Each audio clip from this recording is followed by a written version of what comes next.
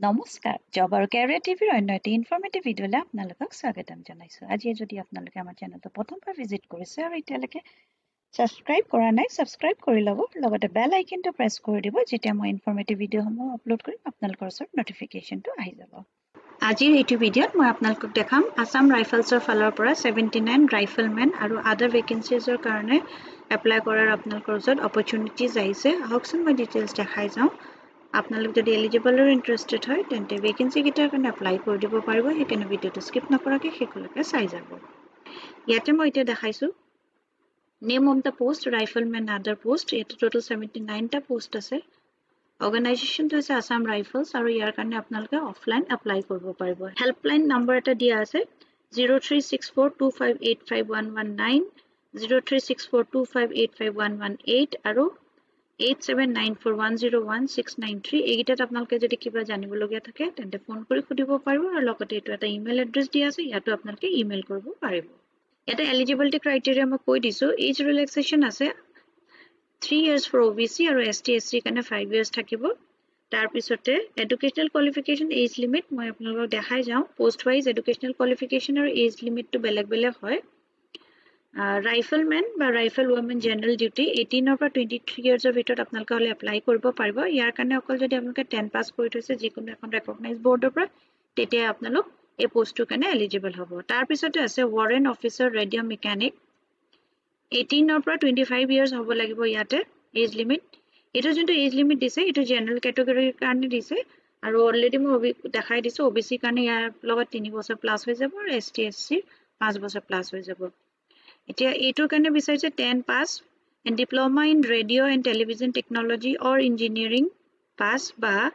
12 pass with aggregate of 50% marks with physics chemistry and mathematics ইয়াৰ পিছত next ভেকেঞ্চিটো আছে warrant officer ড্ৰাফ্টমেনশ্বিপৰ কাৰণে 18 পৰা 25 ইয়াৰ্ছ হ'ব লাগিব 10+2 or equivalent and 3 years diploma in architectural assistantship তাৰমানে ইয়াত আৰ্কিটেক্সাৰৰ কোৰ্স কৰা হ'ব লাগিব তাৰপিছত হাবিলদাৰ আছে এক্স-ৰে এছিষ্টেণ্ট 18 to 23 years হলে আপোনালোকে এপ্লাই কৰিব পাৰিব 10+2 pass with diploma in radiology from a recognised board or university riflemen আছে ইলেক্ট্ৰিচিয়ান বা মেকানিক ভেহিকলৰ 18 to 23 yearsৰ ভিতৰত হ'ব লাগিব age limit 10 pass from a recognised board with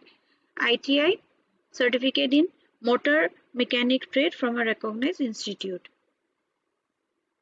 rifleman mechanic fitter আছে 18 to 23 years 10 pass with English mathematics and science and diploma by ITI certificate from a recognized institute riflesman by plumber 18 to 23 years 10 pass from a recognized board with industrial training institute certificate in plumber trade from a recognized institute তাৰপিছত ৰাইফলছমেন সাফাই 18 to 23 years হ'বলৈ ইয়াৰ কাৰণে অকল 10 পাছ হ'লে আপোনালোকে apply কৰিব পাৰিব How to apply for Assam Rifles recruitment Only one dependent family member of Assam Rifle personnel who were killed in action died while in service discharged from service on medical ground and missing while service are eligible to apply for compensate ground appointment the criteria fulfill কৰিব লাগিব Candidates shall submit their offline application as per format attached along with self-attested copies of educational certificate, domicile certificate, caste certificate, diploma, technical, IT certificate as applicable to the trade in accordance with qualitative requirements, including one Xerox copy of photo ID, tamne Aadhaar copy ekhon, PAN ba voter ID ka driving license enuka ekhono apnaloke ekhon photocopy dibo lagibo. আৰু আপোনালোকে পঠাই দিব লাগিব director general Assam rifles recruitment branch light course Shillong Meghalaya 793010 আৰু এইটো হৈছে email এড্ৰেছটো The candidates have liberty to intention their choices for any of the multiple trades out of the advertised trades post in their application form. Opportunity for computer-based skill test will be given to the candidate for only one trade post at the time of recruitment rally he has applied for. তাৰমানে এই ওপৰত mention কৰা গোটেইবিলাক ট্ৰেডৰ ভিতৰত যোনটো ট্ৰেডতে আপোনালোকৰ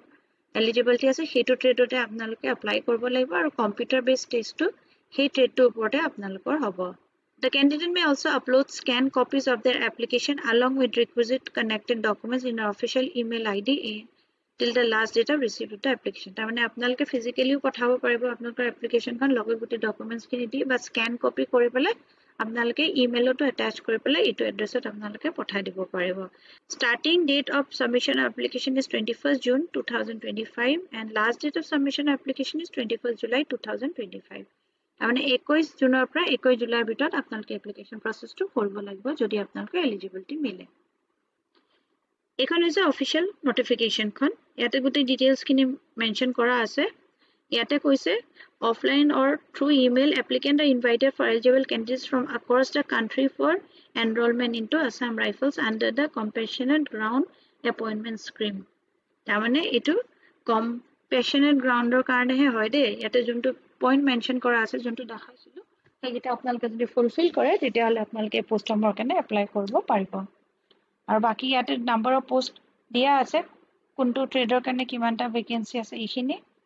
আৰু এইখিনি এলিজিবিলিটি এবাৰ আপোনালোকে আকৌ পঢ়ি ল'ব ইয়াত যোনটো এলিজিবিলিটি মেনশন কৰা আছে বাকি এইখিনি ডিটেইলছ মই এবাৰ কৈ দিছো এডুকেশনাল কোৱালিফিকেশনৰ লগতে ইয়াতে ফিজিক্যাল ষ্টেণ্ডাৰ্ডো আছে এইখিনি এবাৰ চাব আপোনালোকে ৰিলেক্সেশন হাইটত কাৰ ৰিলেক্সেশন আছে তাৰ পিছতে ফিজিক্যাল এফিচিয়েন্সি টেষ্ট হ'ব এইখিনি এবাৰ পঢ়ি চাই ল'ব আৰু যদি আপোনালোকৰ এলিজিবিলিটি মিলে আৰু আপোনালোক ইন্টাৰেষ্টেড হয় তেন্তে আপোনালোকে এই ভেকেন্সি কিটাৰ কাৰণে এপ্লাই কৰি দিব পাৰিব ইয়াৰ পিছত নেক্সট মই আৰু এটা ভেকেন্সিৰ বিষয়ে ক'বলৈ গৈ আছো যোনটো আহিছে যোৰহাট জুডিচিয়াৰ ফালৰ পৰা আৰু তাতে কেইটামান পিয়নৰ ভেকেন্সি আহিছে আহকচোন চাওঁ ডিটেইলছসমূহ এতিয়া মই আপোনালোকৰ স্ক্ৰীনত দেখাইছো যোৰহাট জুডিচিয়াৰ ৰিক্ৰুটমেণ্ট 2025 ইয়াতে 4টা পিয়নৰ ভেকেন্সি আহিছে আৰু নেম অফ দ্য অৰ্গেনাইজেশ্যন হৈছে ডিস্ট্ৰিক্ট এণ্ড সেশন জাজ যোৰহাট ইয়াতে যিকিটা পোষ্ট আছে মই কৈ দিছো নাম্বাৰ অফ পোষ্ট 4টা আছে আনৰিজাৰ্ভ ক্যাটাগৰী 2টা আছে এসসি এটা আছে এসটিএইচ ত এটা আছে স্কেল অফ পে 12000 ৰ পৰা 62000 আপোনালোকৰ গ্ৰেড পে থাকিব 3910 PB1 এলিজিবিলিটি ক্ৰাইটেৰিয়া ইয়াতে কৈছে class 8 or studied up to class 12 হ'ব লাগিব candidates who have passed class 12 or higher are not eligible তাৰমানে 8 ৰ পৰা যদি আপোনালোকে ক্লাছ 12 লৈকে পঢ়ি আছে তেতিয়াহলে আপোনালোকে এপ্লাই কৰিব পাৰিব কিন্তু যদি ক্লাছ 12 পাস কৰিছে তেন্তে কিন্তু আপোনালোকে এলিজিবল নহব আৰু কৈছে ইয়াতে এখন ভ্যালিড এমপ্লয়মেন্ট এক্সচেঞ্জৰ ৰেজিষ্ট্ৰেচন নম্বৰ থাকিব লাগিব অসমৰ বুলি আপোনালোকে যে অসমৰ ৰেজিডেন্ট হয় on the last date of submission 31st July তাৰমানে 35 জুলাইৰ ভিতৰত এই ৰেজিষ্ট্ৰেচনটো ভ্যালিড থাকিব লাগিব এজ লিমিট হৈছে আনৰিজাৰ্ভ ক্যাটাগৰীৰ কাৰণে 40 years 31st July to calculate কৰিব আৰু OBC MOBC কাৰণে 43 SC ST STH কাৰণে 45 years আৰু PWD হলে 50 years লৈকে হ'ব to apply follow the steps to apply for the peon post under Jorhat Judiciary আপোনালোকে এখন এপ্লিকেশন প্ৰিপেয়াৰ কৰিব লাগিব যোনখন গেজেট পাৰ্ট 9 ফৰ্ম হয় সেইখনত আপোনালোকে আপোনালোকৰ সকলো ডিটেইলছ খিনি ফিল কৰিব লাগিব দিয়া আছে সেই ফৰ্মখন আপোনালোকে যিকোনো ষ্টেচনাৰী দোকানত পাই যাব বা অনলাইনও আপোনালোকে সেইখন সাৰ্চ কৰিলেও পাই যাব তাৰপিছত আপোনালোকে ডাউনলোড কৰি পেলাই প্ৰিন্ট আউট এটা লৈ ল'ব পাৰিব লগতে আপোনালোকে এডুকেশনাল কোৱালিফিকেশনৰ সাৰ্টিফিকেট দিব লাগিব এজ প্ৰুফ দিব লাগিব হাই স্কুল পাছৰ বা সাৰ্টিফিকেট বা এডমিট কাৰ্ড দিব পাৰিব কাষ্ট সাৰ্টিফিকেট যদি এপ্লিকেবল হয় এক্সচেঞ্জৰ মানে এমপ্লয়মেন্ট এক্সচেঞ্জৰ ৰেজিষ্ট্ৰেচন কাৰ্ডখন দিব লাগিব এক্সপেৰিয়েন্স সাৰ্টিফিকেট যদি কিবা আছে দিব পাৰিব আৰু তিনিখন recent passport size photograph sign on the back পিছফালে ফটোগ্ৰাফিখনে সাইন কৰি পেলাই আপোনালোকে দিব লাগিব যেহেতু ইয়াতে একো এক্সপেৰিয়েন্স বিচাৰা নাই ক্লাছ 8 9 10 11 12 ত পঢ়ি থকা সকলোৱে পোষ্ট গিটাৰ কাৰণে এপ্লাই কৰি দিব পাৰিব যদি আপোনালোকে অসমৰ আপোনালোকৰ ওচৰত পিআৰসি খন আছে তাৰমানে আপোনালোকে যে অসমৰ বাসিন্দা হয় হেতু আৰু এখন এমপ্লয়মেন্ট এক্সচেঞ্জৰ যদি আপোনালোকে নামটো ৰেজিষ্টাৰ কৰি থৈছে তেতিয়া আপোনালোকে এই পোষ্ট গিটাৰ কাৰণে এপ্লাই কৰিব পাৰিব ইয়াতে কৈছে provide contact details mention phone number and email id in the application form for communication তেতিয়া আপোনালোকক আগলে তেখেতলোকে যোগাযোগ কৰিব আৰু সাবমিট কোড কৰিব লাগিব এটো মই দি দিছো address the application to the district and session judge তাৰমানে এপ্লিকেশনখন আপোনালোকে লিখিব লাগিব to the district and session judge Jorhat আৰু যোনটো অফিস আছে ডিস্ট্ৰিক্ট এণ্ড সেশন জাজ যোৰহাট তাতে আপোনালোকে বাই পোষ্ট বা বাই হ্যান্ডো গৈ পেলাই আপোনালোকে আহিব পাৰিব আৰু আপোনালোকে যোনটা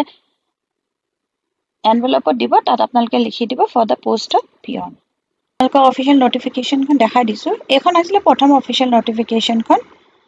ইনিশিয়ালি ইয়াতে দুটা অকল পোষ্ট আছিল আনৰিজাৰ্ভ ক্যাটাগৰীত আছিল এখন আপোনালোকে এবাৰ চাব পাৰে এই ডিটেইলছ খিনি দিয়া আছে আৰু এখনৰ লাষ্ট ডেট আছিল 23 মে পিছত আৰু এখন নোটিফিকেশন আহিলে এখন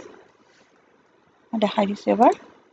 এখন 21 তাৰিখে আহিছে জুন মাহৰ ইয়াত কৈছে যে ভেকেন্সিজ বঢ়াই দিলে আৰু ইয়াতে এতিয়া টোটাল নাম্বাৰ অফ ভেকেঞ্চি 4টা কৰি দিছে আৰু এইখিনি গ্ৰেড পে মই কৈছোৱে